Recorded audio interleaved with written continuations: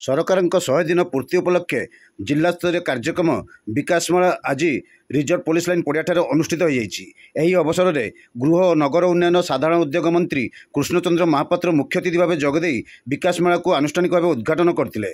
ମନ୍ତ୍ରୀ ଶ୍ରୀ ମହାପାତ୍ର ବକ୍ତବ୍ୟରେ ସରକାରଙ୍କ 100 ଦିନର ରିପୋର୍ଟ କାର୍ଡ ସମ୍ପର୍କରେ ବକ୍ତବ୍ୟ ରଖିଥିଲେ।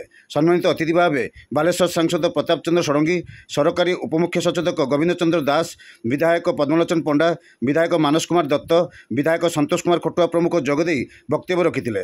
ଜିଲ୍ଲାପାଳ ସୂର୍ଯ୍ୟବଂଶୀ ମୟୂର ବିକାଶ ସଭାରେ ସଭାପତିତ୍ୱ କରିଥିବା ବେଳେ ଅତିରିକ୍ତ ଜିଲ୍ଲାପାଳ ସୁଧାକର ନାୟକ ଧନ୍ୟବାଦ ଅର୍ପଣ କରିଥିଲେ।